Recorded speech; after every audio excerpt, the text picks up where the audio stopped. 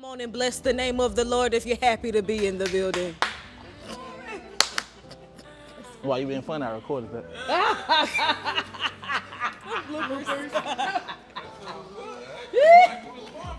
She is.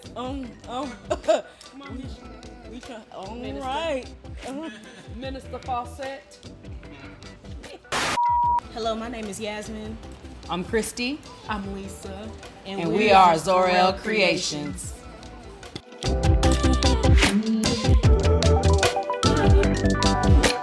All right, welcome to Blank Canvas. It's me, Derek Chambers. We're back again with a few lovely guests. I'm gonna let you introduce yourselves by name, just real quick. I'm Yasmin Cherie. Christy, drums. The Lisa Raquel. Oh, she put the emphasis on that. Lisa Raquel.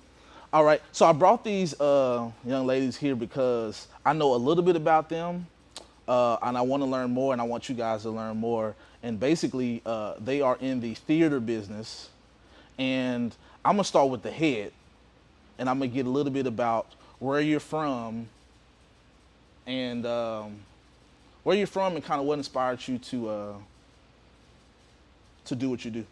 Wow. My name is Christy Drones Fawcett, and I'm from Oxnard, California. Born and raised, 805 in the house. So when I was younger, I always loved to dance and sing, and I thought I was Cher when I was young. And Annie came out, well, a few years, after I was born. So anyway, I wanted to be Annie. Mm-hmm. And and my mom's like, I'm not going to LA, thank you. Right. But just down the line, I just always loved to be in the spotlight, doing something, any kind of dancing, any kind of singing, whatever. Moved to Let me ask you a Texas. question though, Yeah. real quick. While still being there, being in California, did that also prompt you? When did you come to Texas? It was about 91, somewhere. So about how in old were there. you roughly? I was a teenager. I'm gonna say that. Okay. You know my age. No, I didn't try to get your age. I was wondering if there was any specific influence that, other than just Annie, was there a specific being from? I'm from Dallas, and film is here. But the reason why I brought you, or I'm bringing people here, is because it's not the city that you come to for film. But I didn't know at least by being there in that city, did that also kind of make you want to be in it as well? Yes. Okay. My family is from Texas, but my brother, which is around 11 years older than me, he was a disc jockey. Okay.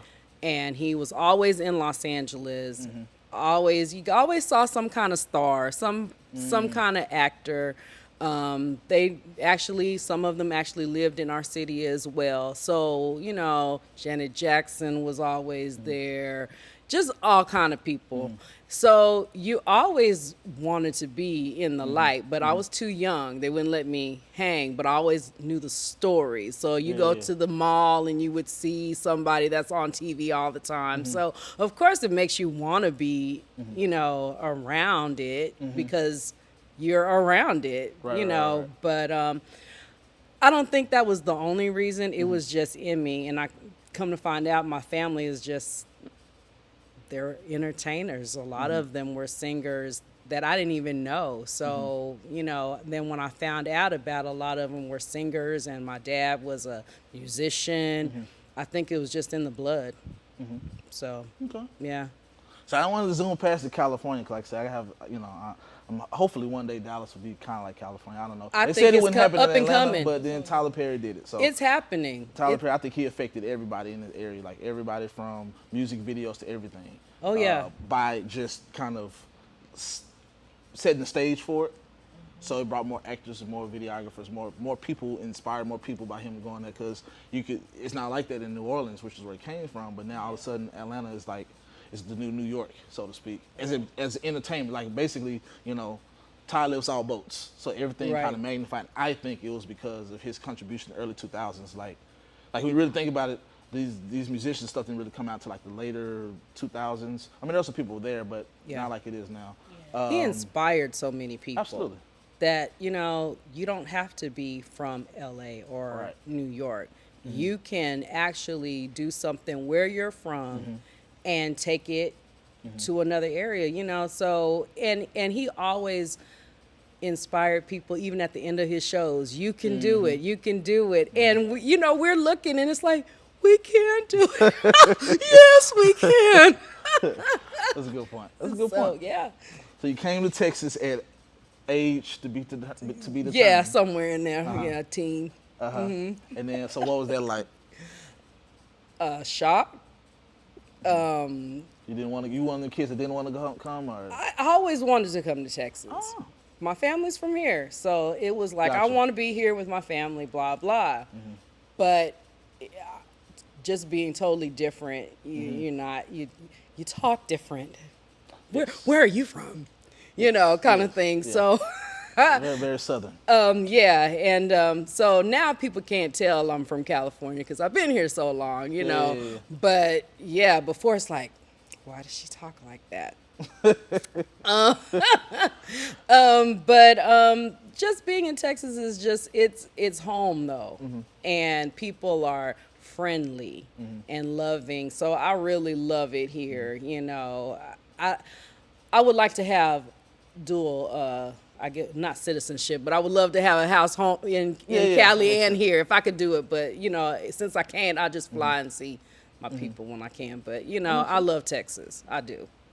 So when you got here, I assume that because first of all, did you do any plays or anything or any acting before there? So all Texas, all right. So No. we're in Texas, and what was one of the first situations that led to you starting to be active here in the theater business? Truthfully, I wasn't trying to do anything.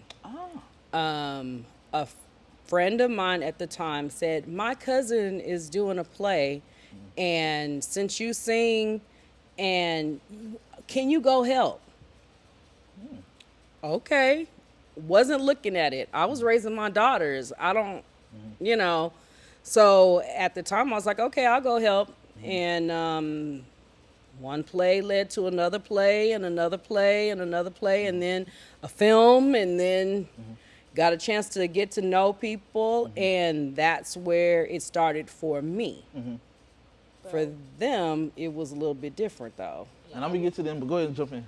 I will say, what was interesting about the timing of when she got the opportunity to be in the play. My dad had just got through telling her, you need to find something that you do for you, because she was worried about being a mom and being a wife and being at everything that we did, that she didn't have her own thing that she, you know, going on.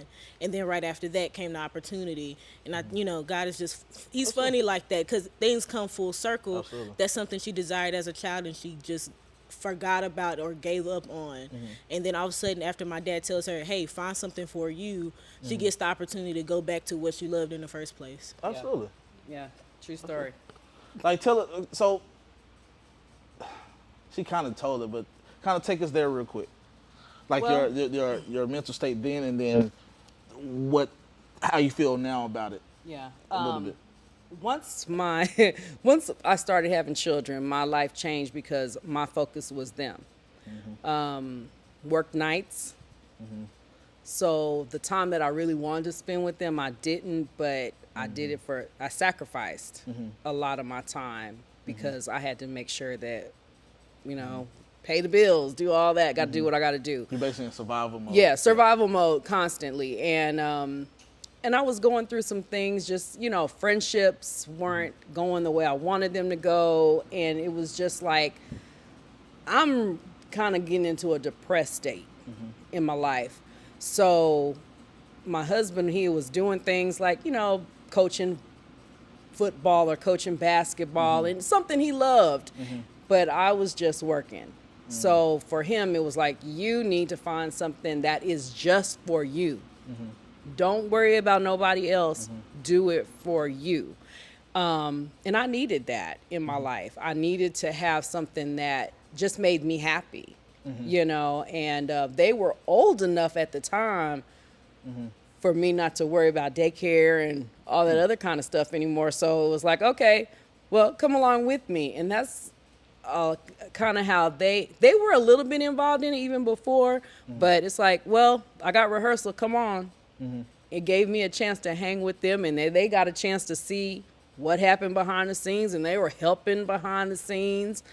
Every kind of project I had, they were right there with me. So they got a chance to meet so many people, and I think the people love them more than they love me. You know, because they were just, you know, little kids helping out. It's like, oh, you know, so now that they're grown, people are like, you grown? Yeah, really? But people are so used to them. So, but it was a great experience for me to finally have something that I just got a chance to help people. Because even with the acting, it was also serving. Right. Because they were doing something to raise money for a shelter, or we're raising money for some kind of great cause. And honestly, we have a servant's heart. We're the type that always want to help with some kind of project. You know, it really wasn't ever about us. It was always, let's do something to help somebody else. And I don't even understand where it came from, why, but our whole family's like that. Let's do something to help somebody else. It's never been, oh, I want to try and do something to have a big name. Whatever, you know, we got to help these people. That's our mentality. That's just our mentality. Yeah. And that's the purpose of life to me, you know. It's almost like everybody has a seed. It's just like you think of a farmer. A farmer's job is to plant a seed once, and then it's supposed to give offspring. Like I looked it up one day, and it said an orange tree can last about 150 years. Wow. And depending on your level of skill, it can average between 200 to 800. So like 200 to 400 is like a novice in that field. But 600 to 800, you're getting the best out of it. You prune it right, you take care of it right, but it can last 150 years, and that's from one seed. So one seed, God gave kind of like the ability of multiplication. It's just a seed. So now when God gives us skills, like a lot of times I feel like our mindset is that, you know, a lot of times we, because of stress and different things, we put so much on ourselves and realize that we have just one seed that can last generations. Wow. Because once people leave, like your work is still going to be here. Yeah. Whether you write a book, a film, or whatever, there's things that have been here thousands of years, and they may or may not know their value, but again, it can last for generations and inspire for generations. Wow. So just finding your seed, or whatever that is, that one thing, and realize how important it is for everybody, for the world, that's what it is. And again, that's why we're here to interview, because I want people to spread their seeds and let people know what's going on and inspire the next thing. So with that said, let's talk about your seeds. So let's go ahead and show you in. So I'm gonna go with oldest first. Oldest. All right. All right. What inspired me? Well, let's go down to the history lane. Okay. So again, you're in Texas. You're born. I don't know, was it sunny or cloudy when she was born? That was the day Mike Tyson bit that man's ear off. Yes, it is. The exact date. The exact date. Okay. So while he was fighting in the hearing ring, I was fighting in the delivery room for my life. I was actually, no, I wasn't in Atlanta. That was next year. I went to Atlanta the next year after that and actually saw Holyfield, and that was very interesting. But coming to Stone Mountain and all that type of stuff. But anyway, so you were born then on a cloudy day, apparently, and you grew up. What was it like seeing this transition? So we'll skip a little bit. What was it like seeing this transition? Like, what was the first thing that you remember when it came to mom getting into this business? I remember being excited for her. My parents in general, but speaking about my mom, though she worked nights, she never failed to like come and show up to things. And so to be able to show up, because she would bring us to rehearsal with her, and to see her in, I guess, an element that I hadn't been able to see her in before, it was exciting to see. And then of course that created an opportunity for my sister and I to be extras in that play, and to, you know, I guess start to network in our own right without really even realizing that's what we were doing at the time. But you know, seeing my mom act crazy on stage, because she had a crazy character, a loud, mean character, and we know that's not our mom in real life. So to see her get out of character, but for a good cause, because that was for you know, raising for a shelter, it was good to see her like that, like she's happy because though you don't talk about it, especially like in black households about mental health, we could tell it was something. Though we couldn't put a name on it, we knew our mom wasn't like the happiest that she could probably be. And that's what I was going to ask. How old were you roughly? Like, I'm glad you went there. I was in the 8th grade. Oh, okay. Yeah, so like So you definitely felt that. So you definitely felt the stress of that, right? right. So it's crazy, and I know this is my sister's story, but my sister was in a play in that same year, right before my mom got the opportunity at school, and so it was like my sister, she felt right into it when my mom was doing it. She was, she is both of our acting coaches, actually. So like to see my mom practicing with my sister, and I'm just there calling out the line if she forgets it. It was a thing that also helped our relationship because 8th grade, that was 13 for me. So you're talking puberty. I'm the oldest girl. You talk about that mother-daughter relationship. That's a very trying time. And so though we still had our issues, just because we're bumping heads and I'm getting to that age, it was a thing that we had that we could bond with. Like, well, we got to get these lines together. So you gonna come or you not? Like, what you doing? And of course, I got myself together enough so we could do it. But even now, like that's something that we have that nobody can take away from us.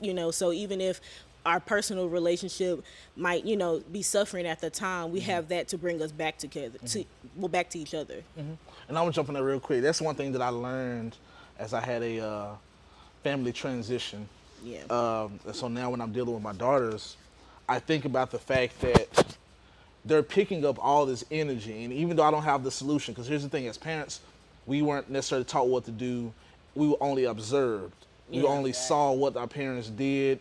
We just assumed. A lot of us wing, like we get degrees and everything else. We don't really take time to study life. So I took time to study life. I took time to study mental health because I said, okay, no matter what happens outside of me, I can't control it. What I can control is that no matter what happens, I need to find my place. I need to find my mental stability because what I don't want to teach my daughters is how to just carry on stress. Like I don't want to pass that down to them. If I can figure something out, if I can get to a good mental place, I want to pass how to handle life. Right. So I'll never be able to control what goes on with them either. I just want them to know that, hey, relax, be at peace, look at the situation, find your triggers, do different things. Yeah. Because again, you felt that. You felt what was going on, and it's worse because she didn't know what to do about it. You definitely didn't know what to do about it. So you just wait, but you're still waiting for the leadership of your parent to, like you're waiting for her to figure it out so you can figure it out because you're living through her. Just like me, I didn't see my father till I was now, so like I don't know what I'm supposed to be like. Then when I see him, I'm like, I can take or leave that. And so now it's like I got to start from the drawing board, and so it takes us longer. It's hard for us as parents, but we have to realize how important it is to give our kids some type of light to see.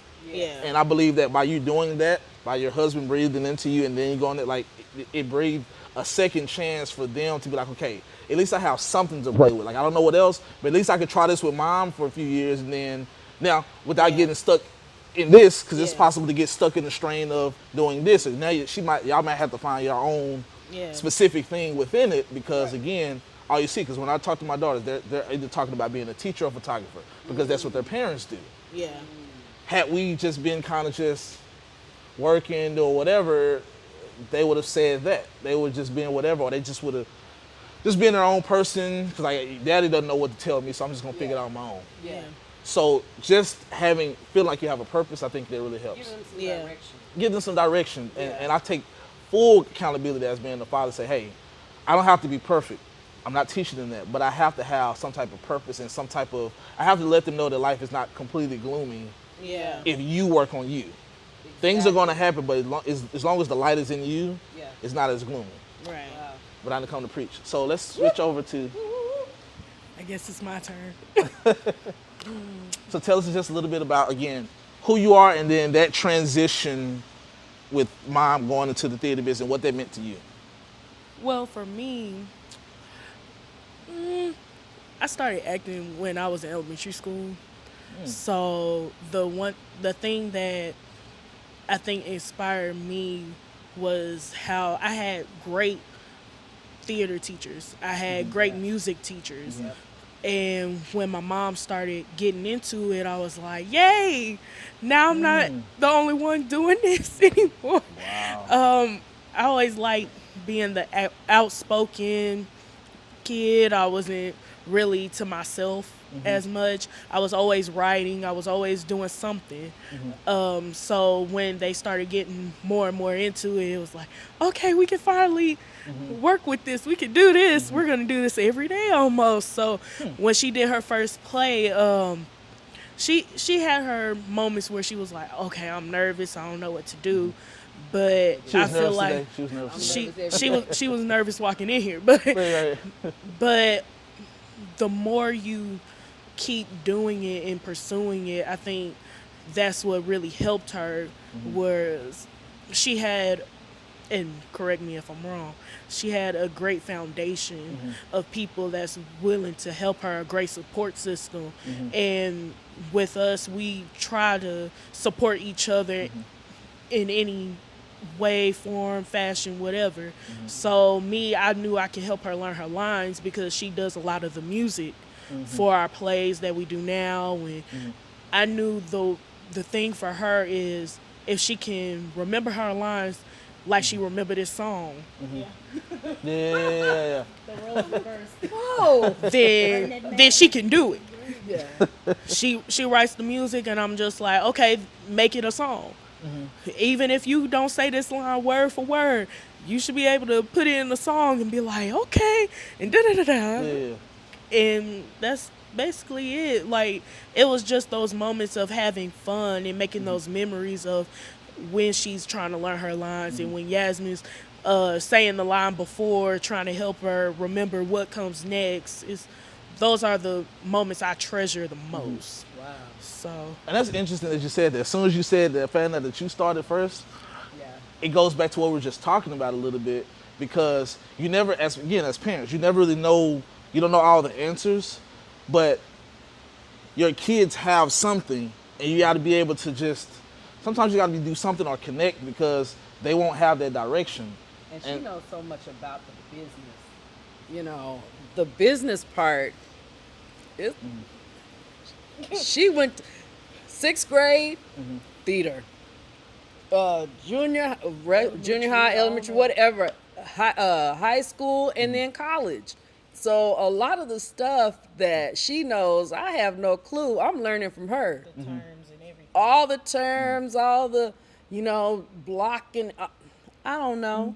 Because ultimately, you're just the seed. Like, you just planted the seed. It's still, Exactly. it's next generation. Yeah. So I mean, you took a theater class this last semester. I mean, she really is involved in the technical part of it. So it really has helped us to know what to do, how to do it. Because I mean, hey, we're just doing something we like, but it's also great to study what you like. Not just go out there and just do it. Yeah, somebody need to know the real deal on how to handle, all the business part of it too. So, and, Yasmin, she's like the person that is she's inspirational, of knowing we need to do something, like we need to do this, we need to do that. So, it's like we mesh together. Yes, we're mom and daughters, but we're partners. So it makes it a whole lot better because we work together. And pull off each other's strengths. Yeah. Yeah. Just, I mean, even having a meeting, it's like, okay, well, let's do this, let's do that. And she might have an idea that I didn't even think about. She might have an idea that neither one of us thought about. So, it really works. But you know what? In anything that you do, you have to have a partner. Right, absolutely. Absolutely. Nobody can do anything by themselves. Correct. Even the top directors, you have a team. And so this is our team. Advantages and challenges of working together. Because we're talking about, I did the past, we're going to talk about the present a little bit. And this is where I want to start with the present. What does that feel like? I handed it to her as if she... Who wants to talk about it? I think for me, I have to remember that this is my mom sometimes. And I can't talk to her the way I would talk to somebody else on the street. I can't say, well, you acted like this and you supposed to do this. I can't yell at her. I have to remember she gave me life and she can take me out of this world. It's just as easy as she brought me in. So I think that's my main thing, is remembering that even though we have to separate business and pleasure, it's just more of keeping that respect and not crossing those lines. Yeah, I think that's it for me. I'm gonna let you. Well, all right. So I'm gonna start with strengths. Okay. Strengths. These are my best friends. Awesome. I get to work with my best friends all the time, and my father gets to oversee that. But knowing that, first of all, that they always have my best interest at heart, because there are times that the three of us, though we do most of our things together and we are a package deal, the reality is sometimes I'll be acting in something without them, and the same vice versa for the both of them. Is knowing that they always have my back, and so we all are interchangeable with each role. So my sister will write, my mom will produce, and I'll be the director. And so knowing that if I say let's do this and they tell me no, knowing that they have my back at the end of the day, and I think that's my big thing, is knowing that I don't have to worry about them trying to shortchange me in any type of way. The negative. I'll say challenge. The challenge, yes, challenge. We're still, mother and daughter. We're the same person, literally. So, we have that going on. So, like, I know her triggers because her triggers are my triggers. Basically, yeah. And then this is my sister. Sisters, they argue. I'm bossy, and she's stubborn. So and we're all passionate in our own right. So when we are passionate about a particular thing, I think sometimes, which is why it's good that our father, he's not necessarily in the acting world, but he is the peace in the storm that says, we're going to round this back up together, and y'all going to go to your separate corners, cool off, and let's come back to this meeting. Sometimes we have to have those meetings, and people think, oh, it's that dynamic trio. That's cool. Until you realize y'all arguing about where this part should go, because you feel strong about that. But ultimately, it's more good. The good days outweigh the bad days. Absolutely. And so I think, that's just the challenge of that personal relationship of, Mama, why you say that? It's that simple. Yeah. It's like, oh, well, I didn't want to do it like that, but you did. So who gonna win? I'm letting y'all handle that one. Oh, but I think another good thing about us is that we hold each other accountable at the end of the day. Yeah. We always make sure that, okay, this person said they was going to do this. Well, you got this much time to do it. And if you can't, you need to let us know so we can help you and we can catch you where you fall at the end of the day. Sometimes I have my moments, but then I get busy at work, or she'll get busy at work, or we stressing because something done happen. But we always know, hey, I got you, you got me. Even though you couldn't do it at the time, we're going to help you. We're going to get to where we need to be, and we don't front each other out in front of people. I think that's another thing that people don't realize. When you go into meetings and stuff, y'all need to all be on the same page, and you need to be on one accord. Even if you're not, you better fake it till you make it. Right. Then when you leave out the meeting, y'all discuss what happened. Right. And where somebody dropped the ball. You don't say, well, no, you wrong, in front of a big old board of people, because you never know what they might take from that. So that's another thing. And I have this theory, because I have to work with groups. Even this studio right now, it's a partnership. Love it. And what's interesting about it is I have this theory that, and this is me being over spiritual, but it's going to work. So a lot of times, and that's very important, because usually what causes conflicts is this fear that if this decision is made, it won't work, or something will be at a disadvantage now because it doesn't work. And depending on how you feel about that particular fear, the idea is coming from the trigger, and the fear of losing it's not really the thing that we're talking about. It's the overall possibility of losing if this. This is just a little, because the next day it's another idea, next day it's other idea. But the trigger is it's not going to work. And I have this theory that it's going to work regardless. So a lot of the solutions that I've kind of gave my team was, okay, number one, if we were $1 million business, you will be accountable for your position, right? Everybody has a position to lead, even though there might be a leader overall. So what that means is we're not going to beat anybody up if their issue fails. What we're going to do is know that if this particular thing failed, it's because it was your department, so let's address that. But when everybody's doing everything, it can be blame games and all this type of stuff, or it gets even worse. So you be over this section, you be over this section, and then you cross a little bit, and you give everybody else the opportunity to give you opinion in your position, but you still have the final say. And well, go ahead. Oh no, I mean that just when you said that back, I just could have leaped off this couch. Cause a lot of times I like to say flesh is nothing but a distorted mirror of what the spirit really is. And so a lot of times, fear, letting that, look in the mirror and I say, oh my gosh, like I'm ugly, but God says I'm beautiful. So if God says this has to work, his word will never return void. Right. So yeah, I'm looking at the situation, and the situation looks like, well, we can't get along enough to be, famous, or we're 3 plus size black women in an industry that's geared towards, thinner women and things like that. It doesn't matter what we look like or what we see when we look at our situation ourselves. At the end of the day, God said what he said. Absolutely. And I don't know, that Like just... it's gonna work. I mean, it's gonna work. What's not gonna work is the little issues that go on, because that doesn't. Just doing something is productive than arguing about nothing. Like just saying, okay, we're gonna do this and we're gonna do it that way, and then it's okay if it doesn't work, but chances are it's probably gonna work. You about to say something? I just want to say, honestly, they're the ones that actually moved us to do this, because I'm the scaredy cat. People don't know it. I'm the one that's like, I don't know. What about this? I'm real logical about things. I overanalyze, and they're just like, Mom, we can do it. But what about this? What about this? We're not Mom, we can do it. And so having people to push you when it's in your heart, you know that this can be done, but someone saying, we're going to do this together. We can make it.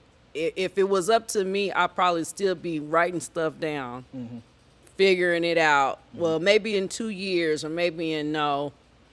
And, some of the things that you try to cut corners and you try to do this, or maybe we could do it this way, it's cheaper, whatever. It don't work, know. But like you said, not to be over spiritual, but it's like the Lord was like, no. Try to do it this way. No, that's not what I want you to do. I want you, people that have worked with us, because this is not, we've got productions coming up and stuff. They're like, oh, you guys look at your scripts. Look at this, they look at us like, I've never been in a table read. Some people, I've never done this, I've never done that. But, we just want to do the things the right way. Absolutely. And, but like I said, I've been the scared one, and they've been the ones that said, you know what, we can do it. So I am the one that's afraid, but they have always been the ones to say, you know what, I got your back. And when you have somebody that truly has your back, strangers come and go, but your family, we're gonna be family to the day we die. But they've got my back, so I have some kind of peace, and I'm not so scared because they got me, regardless. Absolutely. And we can talk about that all day, but the next question I have for y'all is, because we're talking about the present now, 2 things. What kind of goes into the process? First of all, how many plays have y'all done or written? Well, written is, how many plays total? That we've actually put on, because we got scripts for Let's days. go written. Let's go written and then done. Just out of curiosity. Written, for me at least, I would say at least 50 between plays and movies. But actually put on, for me, it would be technically one, but between the three of us is four. So, That just goes back to us interchanging roles all the time. So I've written a play, my mom wrote a play, my sister wrote a play, and then we wrote one together. Now, of course, we all have things locked up in our chambers that we just haven't, worked on together. But there's a lot of creativity, like again, playing on each other's strengths. So my mom does mainly music, but if she has a script idea, she'll write it and we'll all edit together. But Lisa's the main writer. My mom does most of the music, and then I guess I do more of the creative side of things. But actual just productions, we're working on number 4, and we're actually going to start moving into the film side of things soon. Nice. Okay. So is there any, so I guess this is a main question just for you.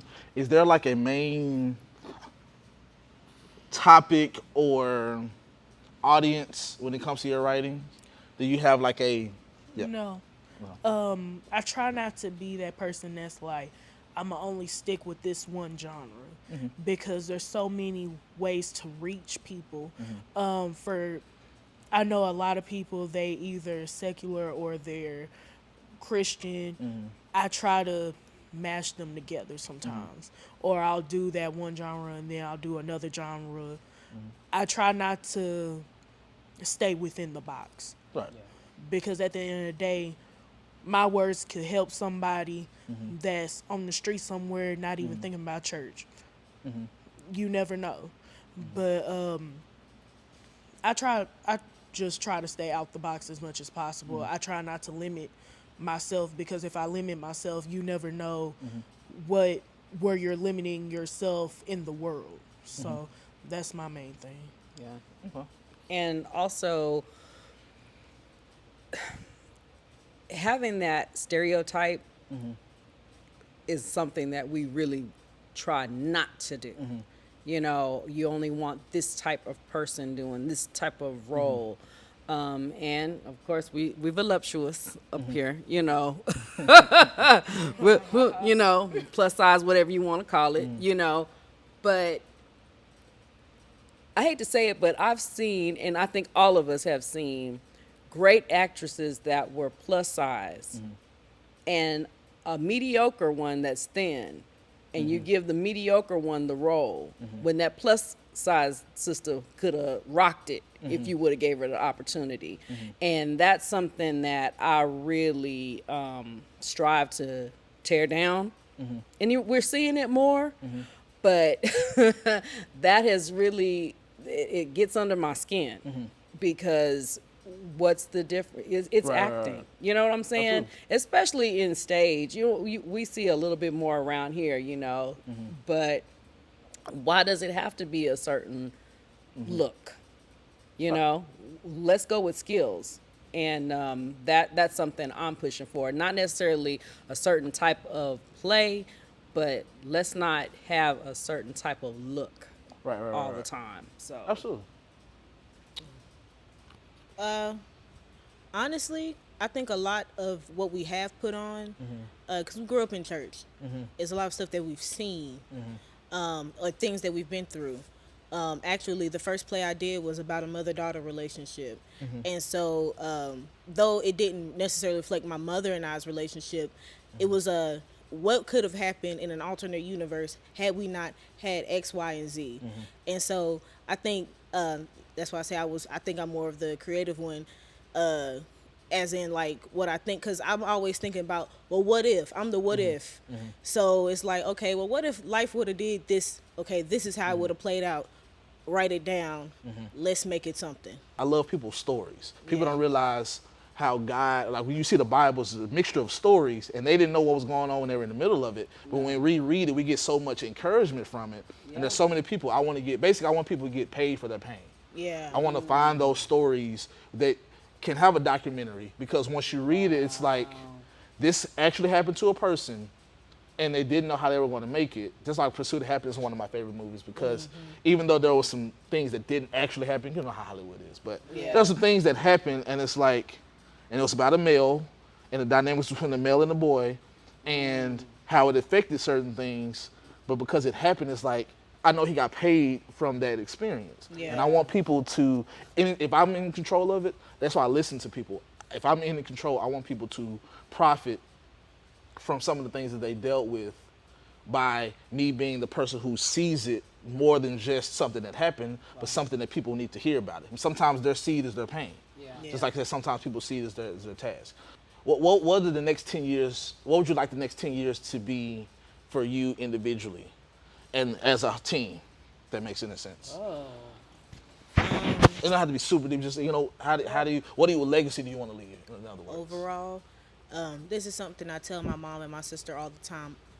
Ultimately, I want to leave Lisa and I's great grandchildren something that they can work on. We have, individually, we have our own powerful testimonies. We're just three nobodies that just so happen to be related and got something together. So over the next 10 years, I do the wardrobe. So like I want my fashion line to be together, family life, just for us to grow stronger together. But as far as like our acting and things like that, I want to change, like my mom said, change the dynamic of the Black plus size woman.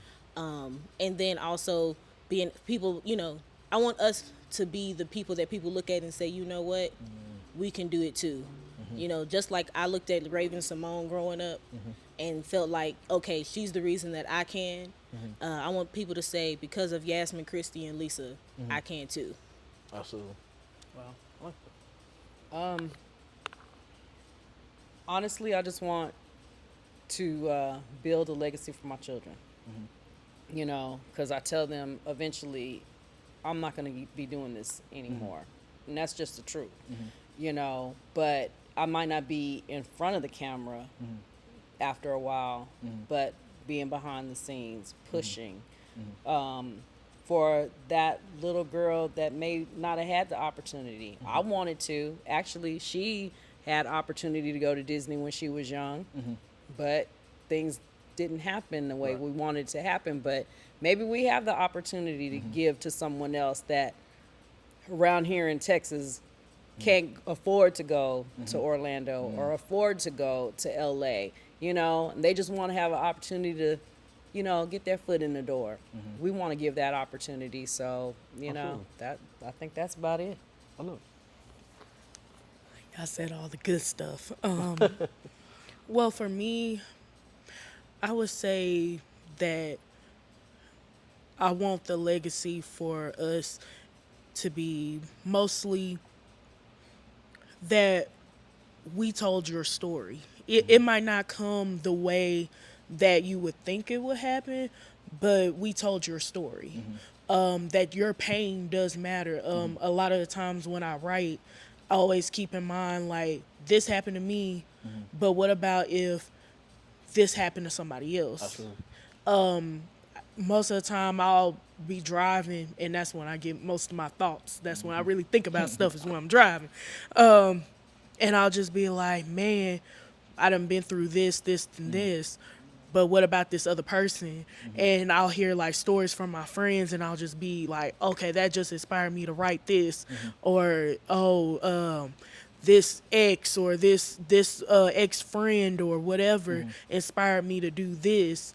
So that way I can help somebody else that's coming up and saying, well, I don't know what to do. And I think that's one thing I really liked about like Tyler Perry growing up is he would tell stories that actually happened in life, and it would give us some closure on things. And that's one thing I want us to be, the place where you can come get your closure when you feel like all else is failing. So that's what I try to keep in mind when we write and when we do stuff. It's gonna help somebody, regardless of if it's that little girl that's 5 years old, or the lady that's 100, or the man that's over there on the street somewhere. It's gonna help you. And we just don't want to cater to that one person. We want to cater to everybody and have a different audience, and it's just so much that you can do, and you can grow from it. And if this little movie right here can help you and give you the encouragement that you need along the way, I feel like we did our job at the end of the Absolutely. day. Wow. Absolutely. So And I think even with the production that we're doing now, it's a real, based on a true story. But, you know, your trials become triumph, you know, at the end. It's about what are you going to do about your pain? Because some things you can't stop. You can't help what happened. You know, there's just some things you just can't control. But you can control how you deal with it. Absolutely. You know, give you an alternate way of handling the situation. Some of us, you know, didn't have both our parents. Right. Some of us, you know, had abusive situations that have gone on, you know, and even in my life, I strive to be a better mother because of the things that I went through as a child. You know, not saying I'm perfect, because I'm not, but I strive to be better and not have my children go through the things that I went through. Right. So, you know, those are the things that we want to talk about. You know, the one that we're doing now, Cheryl's Voice, it's about a girl that went through a lot of tribulations and things that she could not control, but she changed the dynamic of her life. She could have woe is me, like a lot of us do, you know. I mean, I've done it. You know, woe is me and whatever. But no, I'm going to take what happened to me and I'm going to help the community. I'm going to help the world as much as I can, my ability to do it. So what she said, it's not just about us. Who are we helping? Absolutely. You know? Absolutely. So tell us a little bit about that. Oh, go ahead. Say what you say. And to piggyback off of what you said, it brings me back to a quote I put on my graduation cap when I was in high school, and it said, "A queen will turn their pain into power." At the end of the day, no matter what you go through, you can turn that into power, and you can turn that into something that is beautiful. Like, no matter what it is, I know my first play was about everything that glitters isn't gold. But I could have let that hold me down as a child and keep saying, "Whoa, it's me." Right. It's not my fault. But I chose to turn it into something beautiful to help somebody else Absolutely. that might be going through the same thing and don't even know it. So, yeah. Sweet. Yeah. Well, let's plug in the play that's coming up. Tell us the details about that. So the play is at Scott Theater in Fort Worth on July 9th. We are doing a true story called Cheryl's Voice. There is a lady, a good friend of ours we met a few years ago, actually in the play circuit. And she is the product of a domestic violence relationship. And so a lot of times we talk about the abuser and their story. We talk about the victim and, you know, what that was like for them. But a lot of times we don't talk about the children that were left behind in that situation. And so this is us telling her story. I actually get to play her. Her name is Latasha. I get to play Latasha. She ended up being raised by her grandparents because of the domestic violence that her mother was going through. And so now, you know, everything that life threw at her because of that situation, she now has the I Am Cheryl's Voice Foundation. And she works closely with the Fort Worth Police Department to help prevent a situation like hers happen again. Oh, wow. That's deep. Yeah. That's deep. We also, even though we're telling her story, we're not going to forget about the men. Because a lot of times men try to act like it's nothing, it don't matter, and just because they're going through it doesn't mean that it doesn't happen.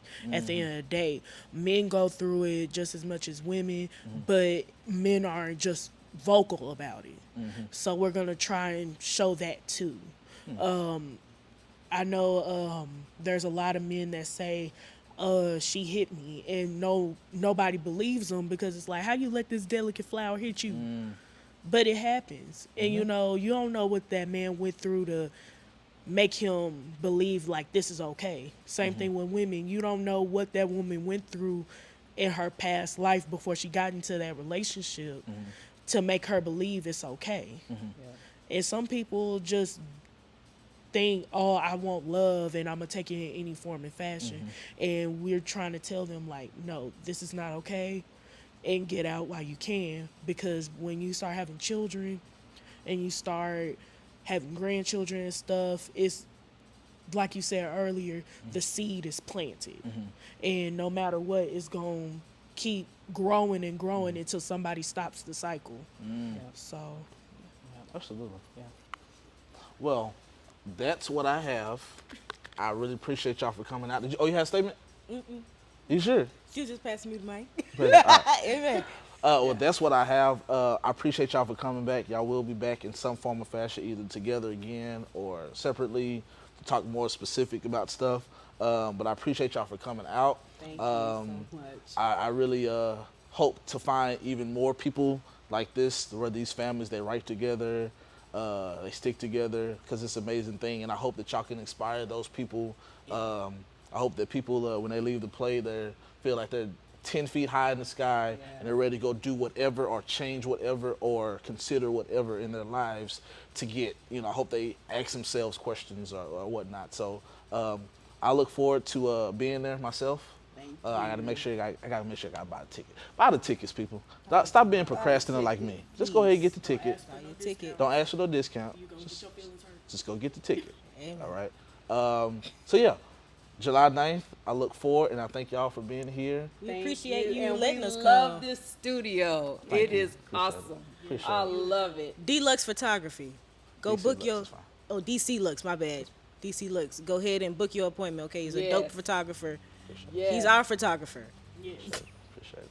he just Thank did you. a wonderful job on my graduation photos. Oh yeah, Wonderful job. and the engagement photos and Yes. yes. He doing my And I'ma wedding. be back Just on don't my book my YouTube wedding date because he won't be there.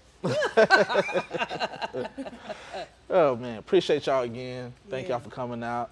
Stay tuned for the next episode. Thanks.